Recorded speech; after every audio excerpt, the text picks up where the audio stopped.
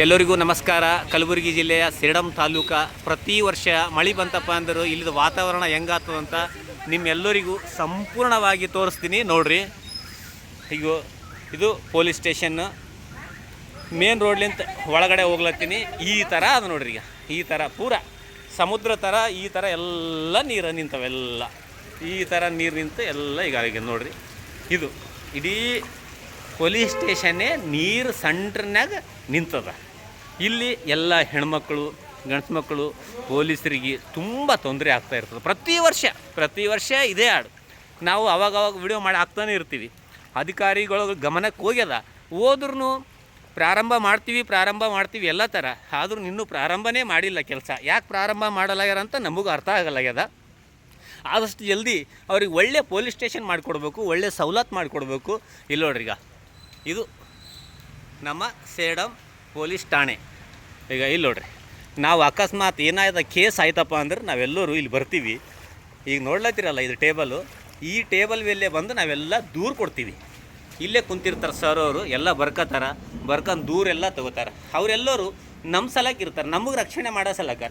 ಈಗ ಅವರಿಗೆ ರಕ್ಷಣೆ ಇಲ್ಲ ಅಂದರೆ ಅವ್ರು ಯಾರಿಗೆ ಹೇಳ್ಬೇಕು ನೋಡ್ರಿ. ನಾ ಪೊಲೀಸ್ ಸ್ಟೇಷನ್ದಾಗ ಹೋಗ್ಲತ್ತೀನಿ ನೋಡ್ರಿ. ಈಗ ಇದು ಕೈದಿಗಳಿಗೆ ಕೂಡಿಸ್ತಾರೆ, ಅದು ಪ್ಲೇಸು. ಈಗ ಇಲ್ಲಿ ಕೈದಿಗಳಿಗೆ ಕೂಡಿಸ್ತಾರೆ, ಆ ಪ್ಲೇಸು. ಇಲ್ಲಿ ನಾವು ಈಗ ಸಂಪೂರ್ಣ ಈಗ ಪೊಲೀಸ್ ಸ್ಟೇಷನ್ ಒಳಗೆ ಹೋಗ್ಲತ್ತೀನಿ.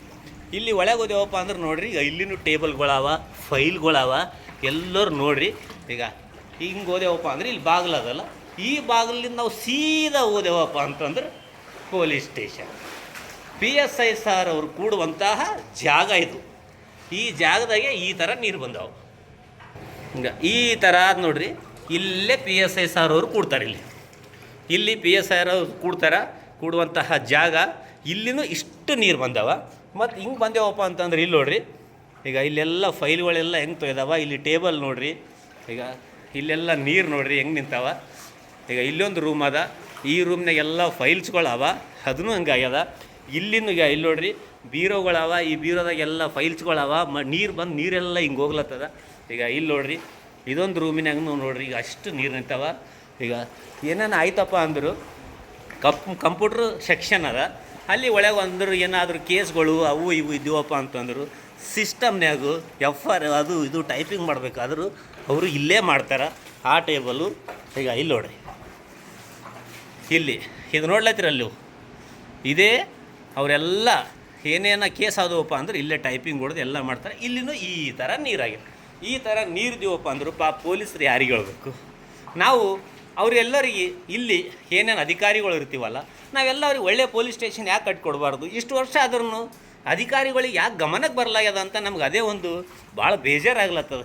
ಪ್ರತಿಯೊಂದು ನಾವೇನೇ ಕಾರ್ಯಕ್ರಮ ಮಾಡಿದೆವು, ಜಯಂತಿ ಮಾಡಿದೆವು, ಕಾರ್ಯಕ್ರಮ ಮಾಡಿದೆವು, ಏನಾದರೂ ಒಳ್ಳೆಯದಾಗಲಿ ಕೆಟ್ಟದಾಗಲಿ ಪ್ರತಿಯೊಂದಕ್ಕೂ ಅವರೆಲ್ಲ ಬಂದು ನಮಗೆ ರಕ್ಷಣೆ ಕೊಡ್ತಾರೆ.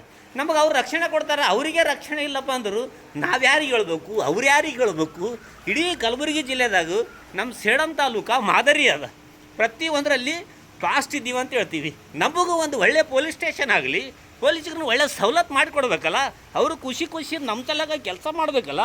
ಇಲ್ಲಿ ನೋಡ್ರಿ ಹೆಂಗೆ ನಾವು ನೀರು ನೋಡ್ರಿ.